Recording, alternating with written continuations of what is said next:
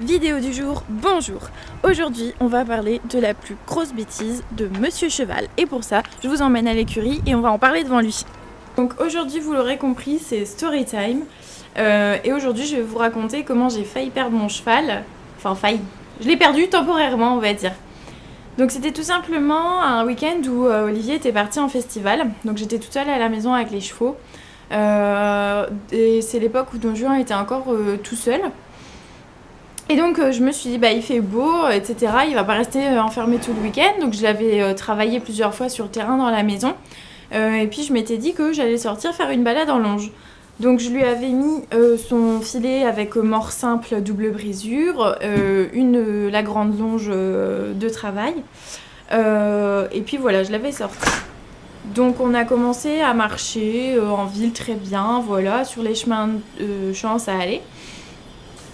Et puis à un moment, on est passé sur un chemin habituel, donc vraiment rien de nouveau, devant une pâture où vraiment au loin, à plus de 200 mètres, il y avait d'autres chevaux. Et puis alors là, je ne sais pas pourquoi, en les voyant, au lieu de juste hennir comme il faisait d'habitude, il a fait des sauts de mouton sur place, des ruades, des levades, tout ce que vous voulez. Moi ça m'a un petit peu impressionnée, du coup je lui ai juste donné 3-4 mètres de longe de mou qui fasse son cirque. Et puis voilà, puis après il s'est calmé un peu, j'ai réussi à le faire redémarrer, partir en avant. Tout va bien, pour pas qu'il s'énerve de trop. Et puis voilà, on a continué. Donc on continue sur les chemins de champs, toujours très très bien. Je le laisse un peu brouter, il s'est même roulé, ce qui m'a jamais fait en balade. Du coup j'étais plutôt contente. Je me suis dit bah c'est cool, il profite de sa balade, etc.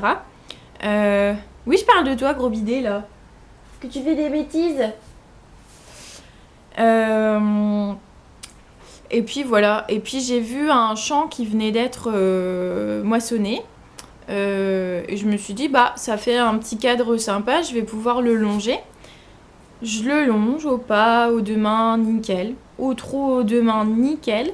Au galop à main gauche, fantastique, j'avais jamais vu un aussi petit galop, il était très équilibré, très calme, très à l'écoute. Puis je le change de main, je le passe au galop à droite et je ne sais pas pourquoi, il avait décidé de m'embêter ce jour-là. Il tourne complètement la tête, il fait un quart de tour à gauche, il me montre, il me présente les fesses. Pas pour me shooter, mais enfin voilà, juste il se tourne quoi. Ce qui du coup m'embarque un peu la longe. Et puis il commence à partir au grand galop en ligne droite. Donc moi j'essaye de le retenir, je me décale pour lui ramener la tête, etc. Mais il tire tellement fort que j'arrive à rien du tout. Et même comme il était en train de partir, moi je suis tombée en avant comme une grosse patate. Je me suis enfoncée ce qui restait de petits bouts de paille là dans les bras, ça fait super mal. Et il s'est taillé. Donc du coup moi j'ai tout lâché, j'allais pas me faire traîner.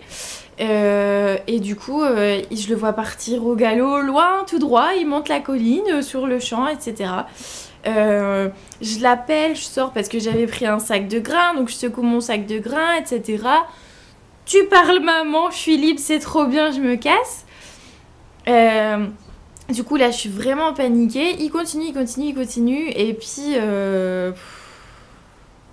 je sais pas, sur un bon 300 mètres quand même. Hein. Et donc je voyais, puis c'était un tout petit point à l'horizon. Et puis comme c'était une colline, à un moment il passe de l'autre côté de la colline et je le vois plus. Et je vois juste qu'il a tourné légèrement à gauche vers un grand bosquet d'arbres quoi. Donc je me dis, oh mon Dieu, faut surtout pas qu'il retourne vers la ville, sinon il va y avoir des accidents, qu'est-ce qu'il va se faire? Est-ce qu'il va se casser la gueule? Est-ce qu'il va foncer dans quelqu'un? Est-ce qu'une voiture va lui foncer dedans? J'étais vraiment pas bien. J'ai appelé mon chéri qui n'a pas décroché parce qu'il était au travail. Je crois que j'ai même essayé d'appeler ma belle-mère, mais comme ça capte pas dans sa maison à la campagne, bah voilà, enfin bref. Donc j'étais vraiment paniquée, toute seule et tout. Je me suis dit, mais il faut que j'appelle la gendarmerie pour qu'ils essayent de le localiser, de bloquer les rues, de sécuriser le truc, enfin j'en sais rien. Et donc au final je continue parce que moi je galope pas aussi vite qu'un cheval, donc j'essaye de voir où est-ce qu'il a été.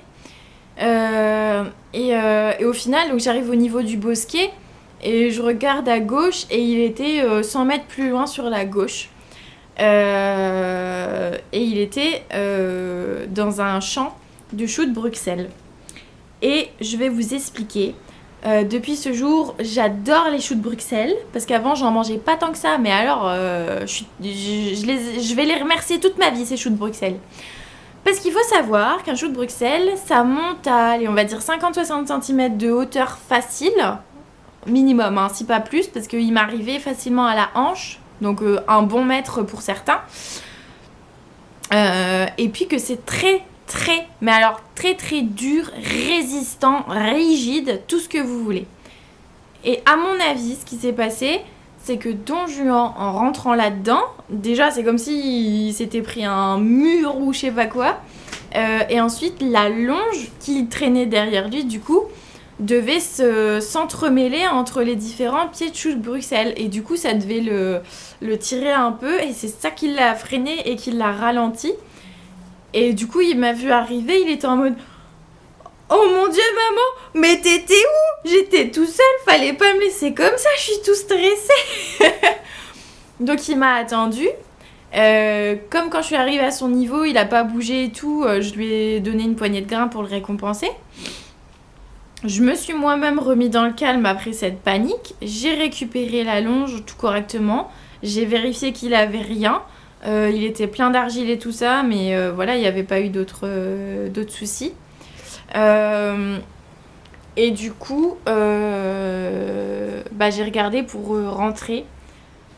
Et alors, il a fallu retraverser tout le champ de choux de Bruxelles. Ce qui a été très compliqué parce que du coup, Don Juan voulait pas repartir tellement il avait eu peur. Enfin, en même temps, il s'est fait peur tout seul, donc c'est de sa faute. Mais il avait peur de repartir, donc je devais me frayer un chemin entre les choux. Et puis une fois qu'on est revenu sur le chemin de champ, ça allait beaucoup mieux. Mais on était juste, tous les deux, un peu nerveux, encore fébriles, voilà quoi. Et au final, donc j'étais super concentrée sur le chemin du retour, en mode je le rentre à la maison, il a fait sa connerie, donc il va pas en refaire d'autres, tout va bien, on rentre à la maison, je le brosse un coup, et je le mets dans son box, et il sort plus de la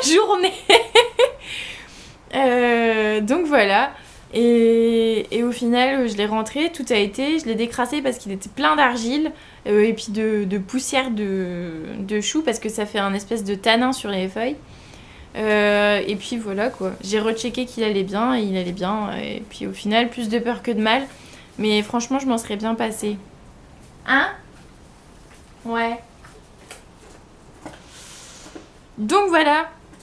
Donc est-ce qu'il y a une morale de cette histoire? Je pense pas, parce que c'était pas... Si, ouais, le seul truc, c'est que je pense qu'il en avait vraiment marre d'être tout seul à la maison, quoi. Pourtant, on faisait beaucoup de balades pour lui montrer des autres chevaux et tout, mais fallait vraiment qu'il vive avec. Donc, la morale de l'histoire, c'est n'ayez jamais un cheval que vous laissez tout seul. Nous on n'a pas pu faire autrement mais du coup voilà. Et après tout de suite après j'ai dit à mon chéri là c'est fini, on va chercher le poney parce que ça va pas. Donc voilà, dans un sens c'était notre faute, puis dans un autre sens voilà quoi, il y a d'autres chevaux qui vivent en groupe et puis qui font ce genre de truc là quand même. Donc bon voilà, et puis surtout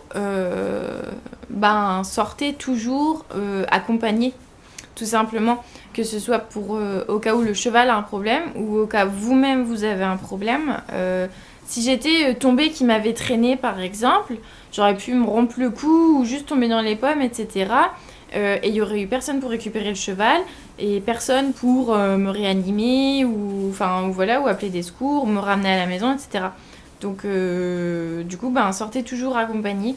Et puis voilà. Sur ce, j'espère que cette story time vous a plu. Et puis sur ce, j'espère que ce petit story time vous a plu sur les bêtises de Monsieur Don Juan. À l'occasion, si j'en ai d'autres, je vous en raconterai. Et puis, n'hésitez pas à vous abonner, à liker, à commenter, etc. Dire ce que vous pensez des bêtises de monsieur. Et puis nous, on se retrouve dans d'autres vidéos parce que j'en ai encore plein à tourner. Voilà, voilà. Donc, à bientôt!